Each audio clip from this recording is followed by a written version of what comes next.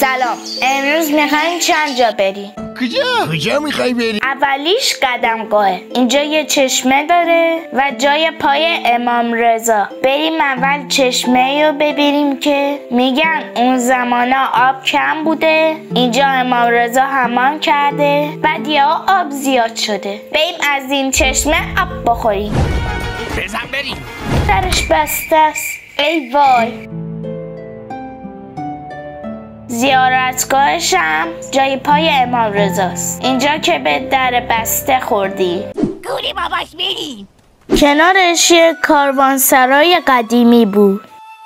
کاروانسرا همون هتل تو قدیما با اسب و شتر سفر میکردن. اونا رو اینجا نگه میداشتن و میرفتن توی اتاقا میخوابیدن. اینجا مال دوره صفوی بوده.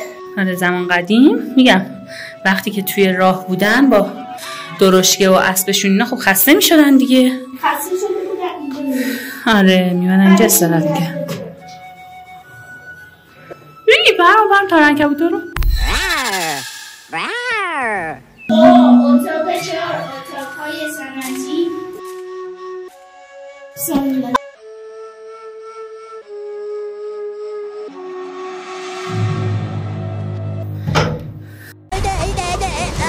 حالا بیایم بریم یه جای خفن. خیام هم شاعر بوده هم دانشمند.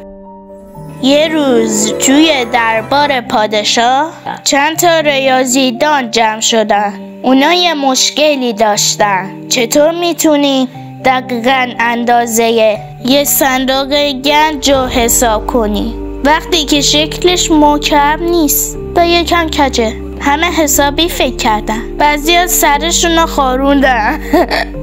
خاروندن چیه؟ بعضیا گفتن ما نمیتونیم حلش کنیم.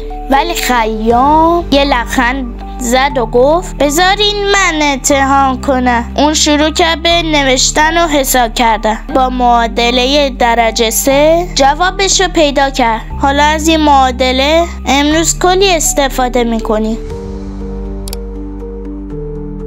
چون عاقبت کار جهان نیستیست، انگار که نیستی چو هستی خوش باش. من که نمیفهم چی میگی ولی رو چشم. خب بچه ها جون میخوایم شعر خیام برای این آرامگاه بخونیم تا خیام بشنن. ای دل چون زمانه میکند غمناکت، ناگه برود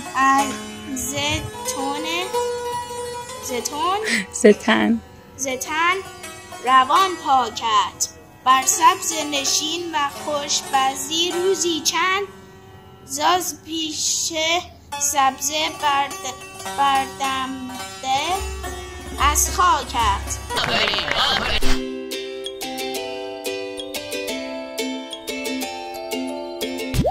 این خود آرامگاه خیام شاعر و اینم میدون آزادی تهران.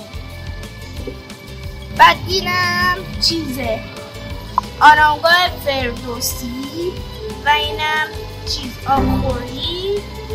بعد اینجا هم آرامگاه کمال و ملک، تابلو، آبخوری و اینجا هم که چیز آرامگاه عطار و اینم شیرم نمیدونم. اینم شیر خودش.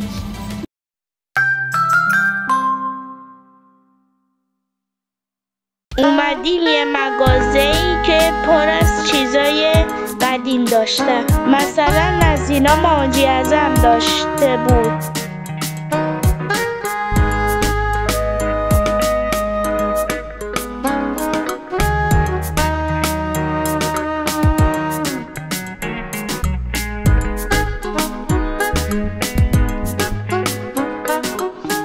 بعدش هم اومدیم بیرون یه پیشی کوچولو رو دیدیم.